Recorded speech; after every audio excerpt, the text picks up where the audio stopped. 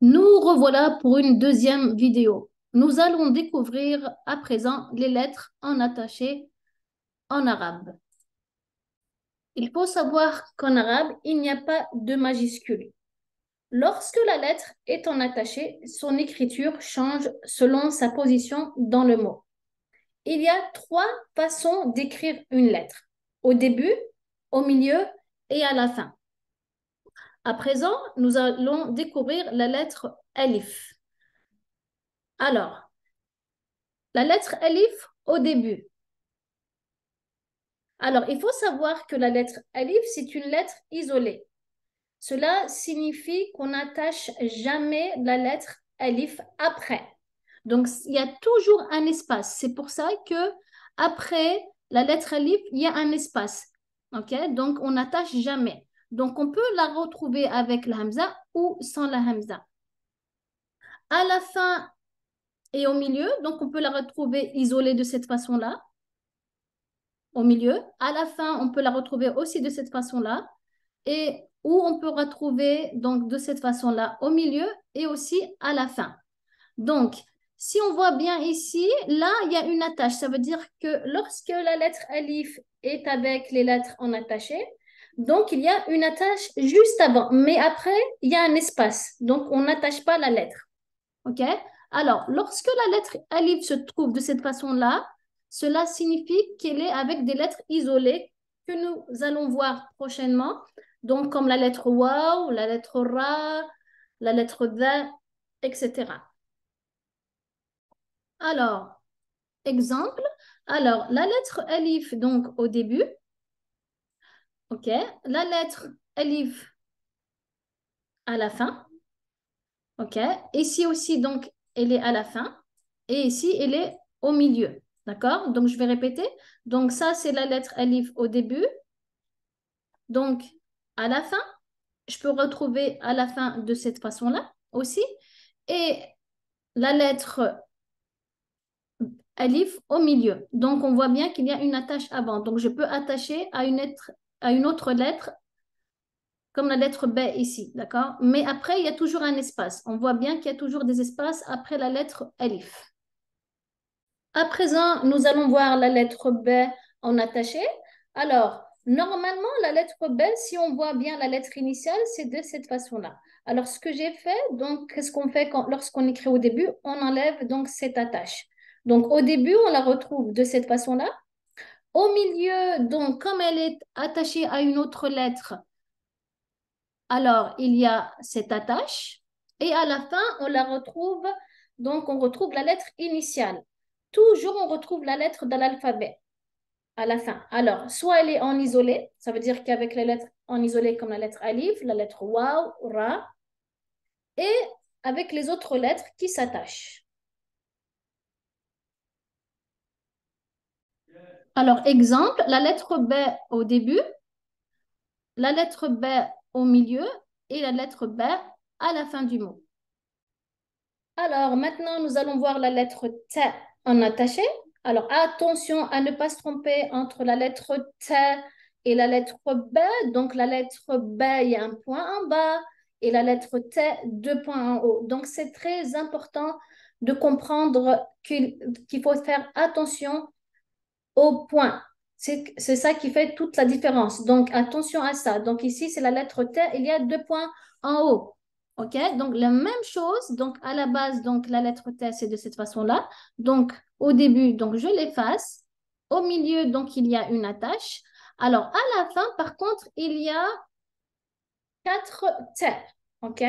Alors, on peut retrouver donc les lettres initiales de la lettre T. Donc, soit elle est en isolé, donc elle est avec la lettre alif, waw, ra, etc. Ou avec les lettres en attaché. Généralement, en fait, les deux T ici, ça s'appelle le T fermé. En arabe, c'est le T al-marbouta. Alors, le T al-marbouta, généralement, c'est des noms féminins. Généralement, c'est pour des noms féminins en arabe. C'est comme ça que je sais que c'est un nom féminin. Alors, en ce qui concerne la lettre T fermée, il y a deux types de prononciation. On peut prononcer la lettre T, donc on dit T, ou on le prononce comme un H expiré. Ça veut dire on dit H. C'est pourquoi les personnes qui n'ont pas l'arabe comme langue maternelle, ils vont prononcer la lettre T ainsi que les voyelles courtes à la fin d'un mot, surtout les pronoms. Exemple, comme pour dire Aïcha, donc on va prononcer Aïchatu ou bien Aïchata, ou bien Fatimatu ou Fatimata, ou Mamadou, Muhammadou ou Muhammada. Parce qu'ils ont appris l'arabe littéraire à l'école, alors que ceux qui ont l'arabe comme langue maternelle, ils ne prononcent pas les voyelles à la fin d'un mot ou le T fermé. Donc, je peux prononcer donc ici la lettre T fermée ou non. Donc, c'est correct les deux. Donc, je peux dire Aïchatou ou bien Aïcha, ok? Ou je peux dire Fatimatou ou bien Fatimata, ou je dis Fatima. Je peux dire Muhammadou ou Muhammada et je peux dire Muhammad. OK? Donc ici, donc c'est ça, c'est par rapport en fait au T fermé et les prononciations des voyelles courtes à la fin du mot. Alors, la lettre T en attaché. Alors, au début, donc on la retrouve ici, OK? Au milieu, on la retrouve de cette façon-là. À la fin, donc je peux retrouver de cette façon-là donc le T fermé, donc en attaché ici. Alors, donc le rond, en fait, on ne l'attache pas. Donc, c'est avec les lettres en isolé. C'est la différence entre les deux T ici, le T marbuta ici et le T en rond. Donc, c'est par rapport aux lettres. Donc, celle-ci, on l'attache et celle-ci, c'est avec les lettres en isolé. Donc, c'est la même, hein, sauf qu'ici, elle est attachée avec les lettres. Et on peut la retrouver donc à la fin, donc la lettre initiale comme je l'avais expliqué. Alors, à présent, nous allons voir la lettre mime en attaché. Alors, moi, je dis toujours, en fait, la lettre mime, elle était jeune. OK, donc ici, donc, donc la lettre mime, elle a une canne. Donc, quand elle était jeune, elle n'avait pas besoin de la canne. OK, donc là, on le supprime. Au milieu, elle commence à être un peu fatiguée, donc elle a besoin des accoudoirs, donc les attaches. Et à la fin, donc, elle commence à être vieille, elle est fatiguée et elle a besoin de sa canne. Donc, elle reprend sa canne à la fin de cette façon-là. OK? Donc, je peux retrouver la lettre initiale de cette façon-là. OK? Donc, avec les lettres isolées. Ou bien, je peux la retrouver en attaché. OK? Avec la petite attache avec les lettres qu'on peut attacher. Alors, exemple. Alors, donc ça, c'est la lettre mime au début. OK, on voit bien là, c'est la lettre mime au début. Alors ça, c'est la lettre mime au milieu. Et là, on revoit la lettre mime à la fin du mot. Donc, on retrouve toujours la lettre initiale. Alors, nous allons finir donc avec la lettre K en attaché. Alors, au début, donc, on la retrouve de cette façon-là. OK. Alors, à la fin, la même chose, sauf qu'elle est en attaché.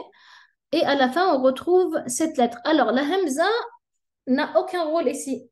C'est uniquement esthétique, ok? Donc, généralement, dans les livres, on retrouve cette lettre-là. Mais on peut retrouver donc la lettre Kef de cette façon-là dans certains ouvrages, hein.